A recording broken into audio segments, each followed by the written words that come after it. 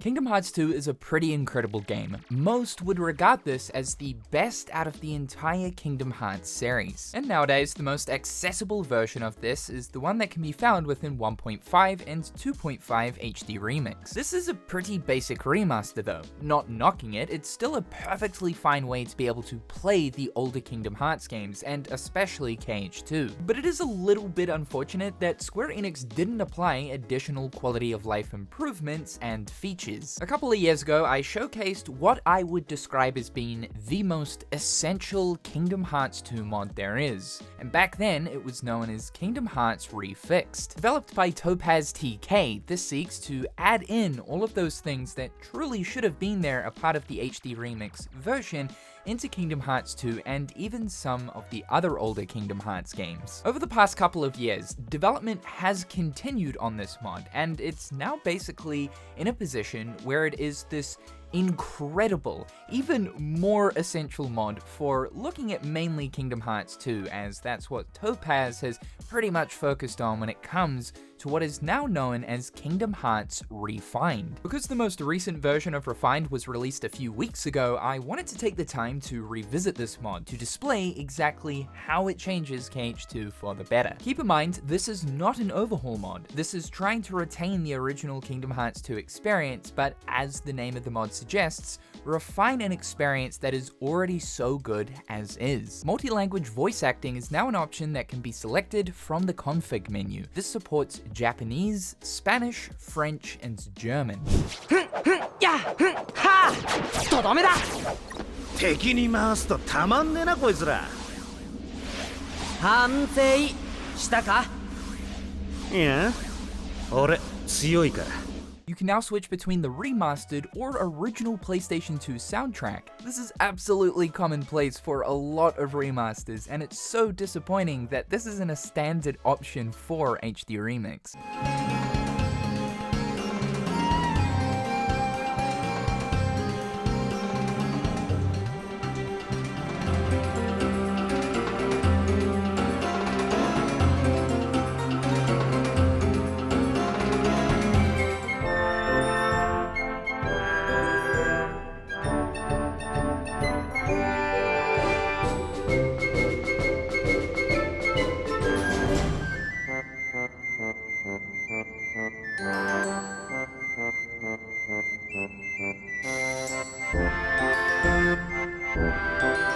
Another option that should have been here from the get-go was the ability to switch between the Final Mix Heartless color palettes and the original vanilla versions. Before Final Mix got localized, it was a pretty cool thing to see these Heartless in brand new color palettes, but now the tables have kind of turned, where the original vanilla versions are more of the rarer, unique color palettes to come across. As most people are going to be playing the Final Mix version of Kingdom Hearts 2, this means that a large portion of people will literally never see or experience what the original color palettes of the Heartless looked like, and in some cases, some of the vanilla versions actually look better. Autosave has now been implemented into the game, which automatically saves the game every single room transition over slot 99. You have some options for this in the config menu. You have informative, which will give you an information display to let you know that your game has been saved, silent, which will still autosave in the background, but there'll be no HUD pop-up,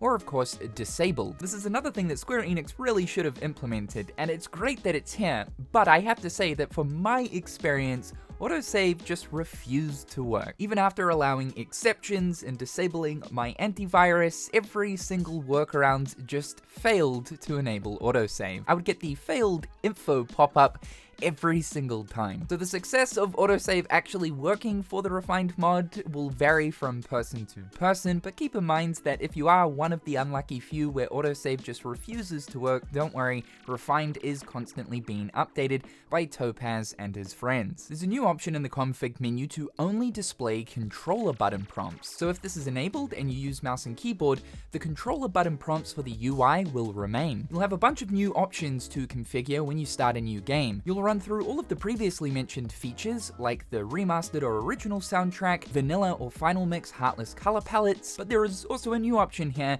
to be able to skip the prologue. As we know, KH2's prologue can drag on for a little bit, and while it's an absolute blast to go through the first few times, after a while it gets a little bit old if you just simply want to jump straight into the shoes of Sora. Selecting this option will throw you straight into the Station of Awakening to choose the dream weapon to determine your ability kit throughout the game. After selecting the dream weapon, you'll be sent straight to Sora at the beginning of Twilight Town. Just a heads up about this does mean that you miss out on any of the items that you'd be able to obtain playing as Roxas, like some of the equipment and potions. Repair and Retry has been implemented, so this was newly introduced into Kingdom Hearts 3, allowing players to reconfigure their setup, whether it be gear or their shortcuts or items, if they were to die during an encounter. It's incredibly handy and saves a lot of time. The retry feature has also been implemented as well. This will work on almost all of the forced encounters, being able to zip straight back into the boss fight or encounter itself. It doesn't work on absolutely all, like the Twilight Thorn here for example. If I were to select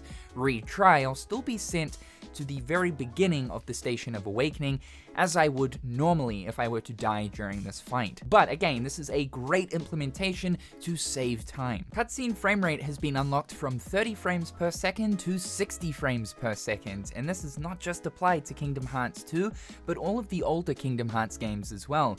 Yeah, for whatever reason, Square Enix locked all of the cutscenes to run in-engine at 30 frames per second.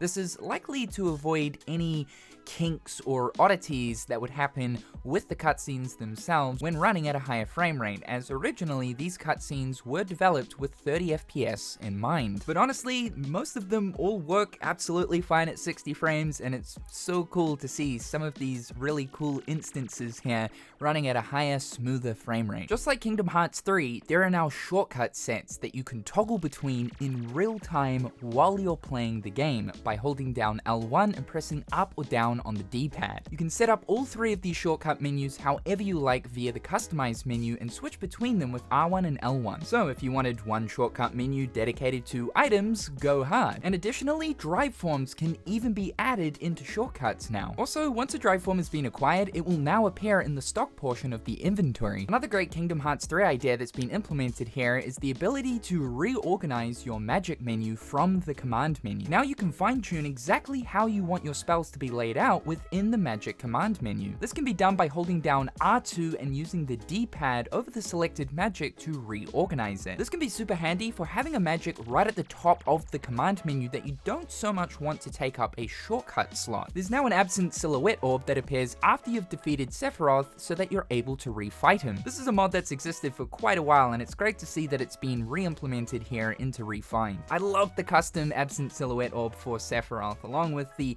custom intro cinematic that plays when you reverse him.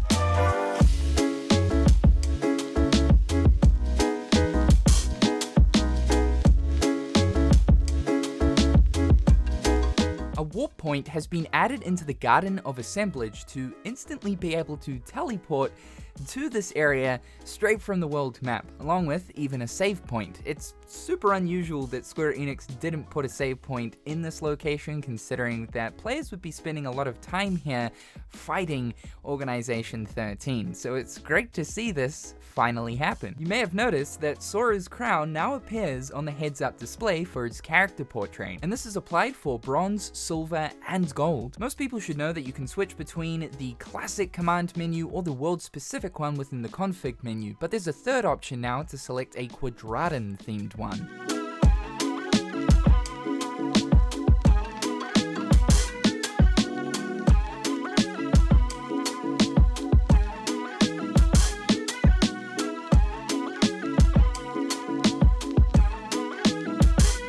Encounter Plus was an ability in Kingdom Hearts 1 that increased Heartless spawn rate along with the spawn rate of rare Heartless, and this is a new ability that's been implemented into Refined here for Kingdom Hearts 2. And now, with this enabled, rather than having to transition into 2 rooms in order to reset spawns in a room, it will simply only take 1. This also boosts the chance of rare Heartless, like the bulky vendors, spawning more often, though you'll still need to leave the world and re-enter for the respawn to refresh. The reason this was implemented was to make grinding for synthesis materials a lot quicker. The correct naming translations for limit form's limits have been applied. The right stick function has been re-implemented. This was available for the vanilla version of Kingdom Hearts 2, but not for the HD remix version. It was mysteriously removed. So now you can control the camera or the command menu with the right stick. I would never opt to change this. It needs to absolutely always be on the camera, but for those who are wanting to control the command menu with the right stick, you now have the option. All of Sora's journal entries have been rewritten in English. This is a super cool small attention to detail thing that I appreciate so much. The white text here is meant to be Sora's little comments that he's making as he makes his way through his journey. And even in the English versions, this white text is in Japanese. So now we can read up on all of Sora's monologue throughout his entire journey in English. The animation that happens when Sora stands into the save point no longer infinitely loops. This is actually a bug for the HD remix version of the game and wasn't something that was present in the original PlayStation 2 versions, so that's been fixed here. Most of us know how absolutely annoying it is if you were to, say, pause during one of the musical mini-games in Atlantica, as you can't unpause and you have to retry in order to continue. This has been adjusted for Refined and you can finally resume if you pause during one of the musical segments. The FMV that plays if you were to leave Kingdom Hearts 2 on the main menu screen has been disabled. This would play about 3 to 4 minutes worth of cutscenes showing various moments throughout the adventure of Kingdom Hearts 2, while playing an orchestral version of Sanctuary. I wasn't actually aware that people didn't want this. I, for one, actually like it, especially the orchestral version of Sanctuary. It's one of my all-time favorite music pieces from across the entire series, but it has been disabled here. Another adjustment that's been added into all Kingdom Hearts games is being able to completely mute audio channels. So for whatever reason, Square Enix made it that even if you take the audio slider down to 1, the music or channel, whatever you're trying to tone down, will still play very faintly in the background. There is absolutely no official way to mute audio channels. So now if you were to bring that slider all the way down to 1, it will completely mute that selected audio channel.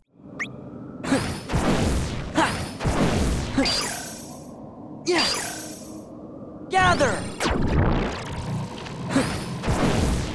You're now able to skip the final FMV cutscene that plays at the end of the game after defeating Xemnas. As we know, this drags out for quite a while, and for people that have already seen it a million times, it's nice to have this option. And lastly, support for ultra widescreen. So for those of you who are using a 21:9 or 32:9 ultra wide monitor, Kingdom Hearts 2 is now supported with it. So those are all of the major new things that Refine introduces, and you can see that this just enhances an already fantastic gaming experience. Almost all of these things absolutely should have been implemented officially by Square Enix. It's one of those cases of, well, leave it up to the good people of the community. Shout out to TopazTK for continuing to develop this into an even better package, along with everybody else that assisted with Refined over the years. This is going to continue to be updated, and I would say further support for some of the other Kingdom Hearts games like Kingdom Hearts 1, Birth by Sleep, and Dream Drop Distance will appear as time goes on. For anyone jumping into Kingdom Hearts 2 on PC, I absolutely recommend that you have this installed. If you're wanting an installation guide and the link to the mod itself, I'll leave all of those in the description down below. Thank you guys so much for tuning into today's video. Be sure to slap that like button and subscribe to the channel. A big thank you to all of my patrons. Thank you so much for supporting the channel. I hope you're all having a fantastic day, and we'll talk again real soon.